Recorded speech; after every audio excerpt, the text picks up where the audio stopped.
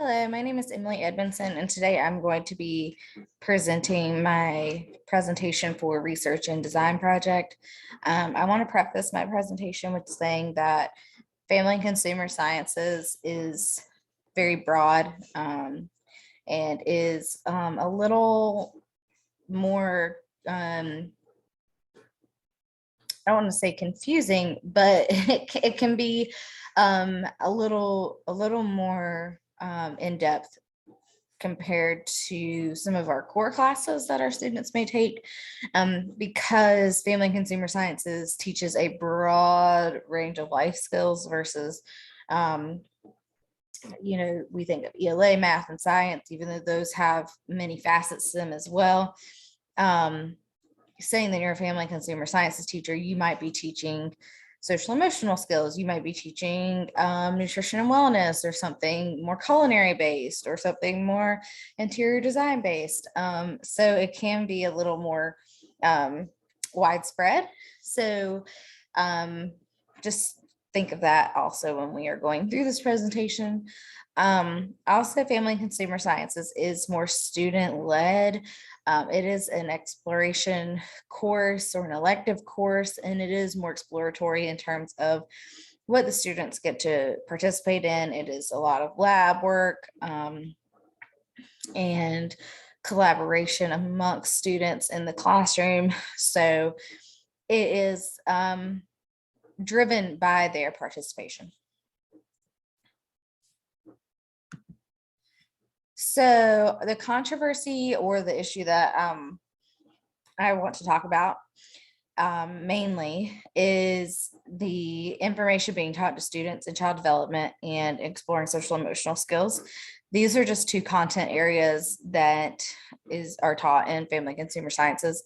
Not every school, not every school system teaches these content areas, but mine does.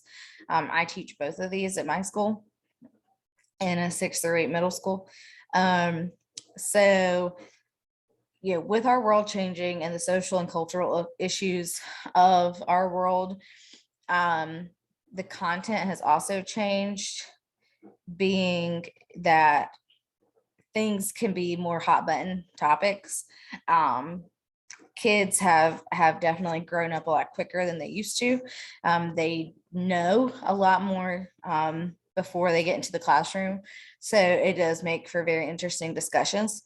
But the content being taught has gone from a very conservative content grouping to more comprehensive content that incorporates physical and mental health and overall safety and well-being, and also teaching students appropriate terminology and allowing them a safe space to discuss their thoughts and feelings and how they see the world with their peers.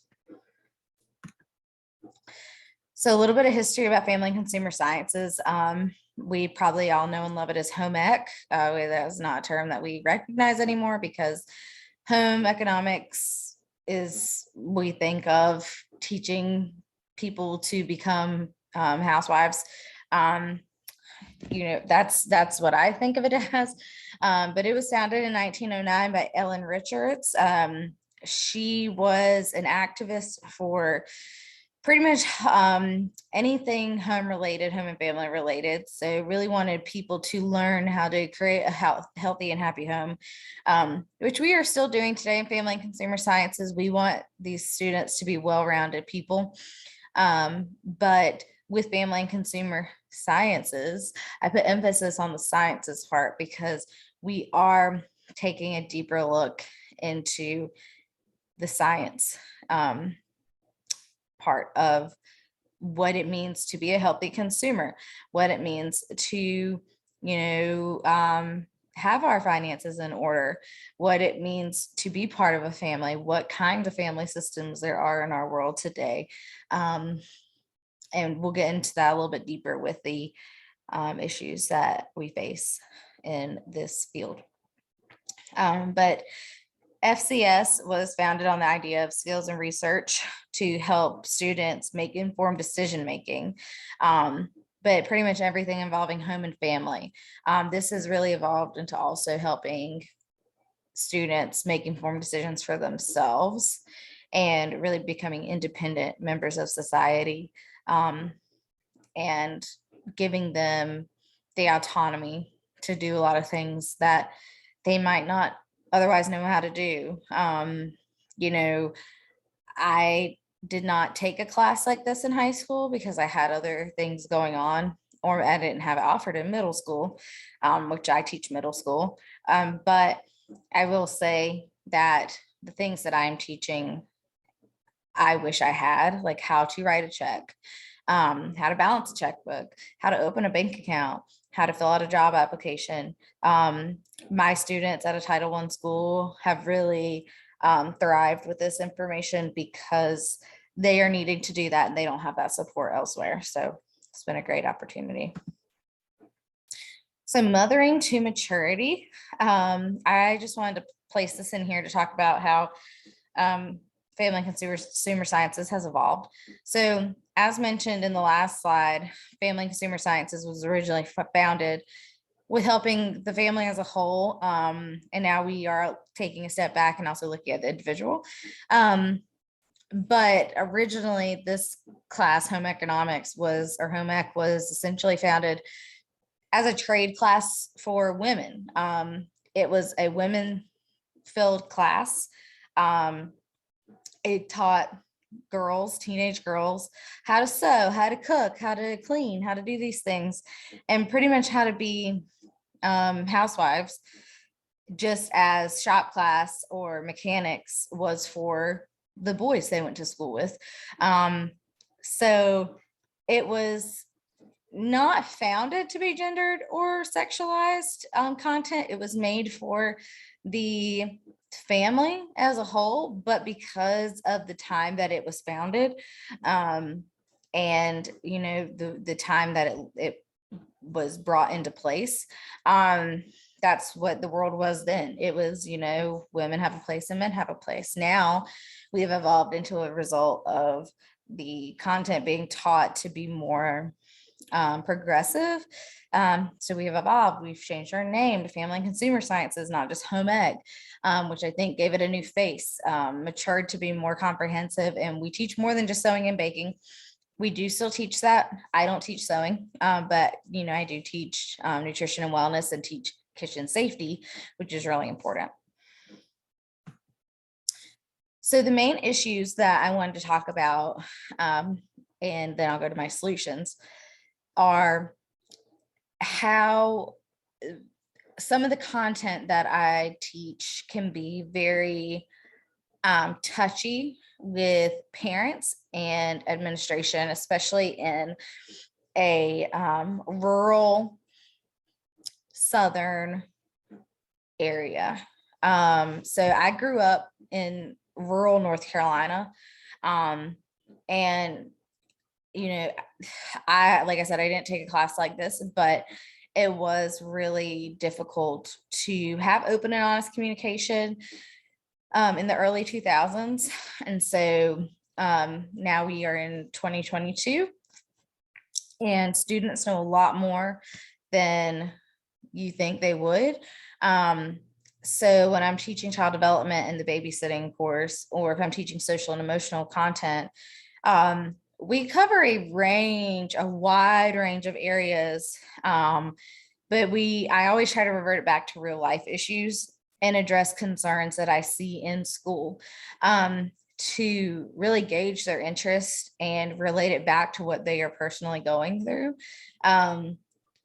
Where I teach is pretty conservative. And I would say like 70-30, in terms of, you know, 70% pretty conservative, would not like the things that probably are being taught, even though it's in the curriculum, and 30% are pretty open to it, because it just haven't evolved as quickly as other educational systems. You know, if we were up north or in, you know, out west, we might have a different reception. Also in our social emotional skills class, we are discussing self-harm and body image and coping techniques. And bullying and things like that. And it can be really difficult for parents to hear that these are things that their kids are going through. So we are addressing them in class, but for them to understand and hear that, they are almost in denial about it. And so it can be really difficult. Even things like in the child development course, we're talking about child development, birth to middle school or birth to adolescence. And when we do the babysitting course, I have anatomically correct infant mannequins. And, we talk about the correct names for different parts of the body. We talk about how that's important in case there's abuse or things like that. We talk about how to report abuse if you're a babysitter, and that can be really touchy for parents. So with that being said, I have had this experience, and these are things that I have done. So I believe that having thoughtful, open communication with parents and colleagues as well, other teachers who are not on board with this, prior to the class beginning, helps everybody be on the same page. So I usually try to do this at open house, our rising sixth grader night, rising 7th and 8th grade nights, at our staff meetings. I also will post tidbits about the class in the teacher lounge and things like that. I do try to make our labs very interactive. So when we do anything child development related, like I try to have our students do job interviews for a babysitting position or things like that. So the teachers can see their skill set and can see what they're learning in class. I also have support of my admin team, which is probably the biggest thing that you can ask for. Since Family and Consumer Sciences is an elective course, it is also easy for parents to change the class if needed. So that happens a lot too. Being upfront and honest with the parents beforehand and giving them an option, like, this is an elective. They do not have to take this class. They can take another class. And if they really don't want their child in that class, they can change it. Having a forthright discussion with students prior to the content being taught allows them to tell me how comfortable they are.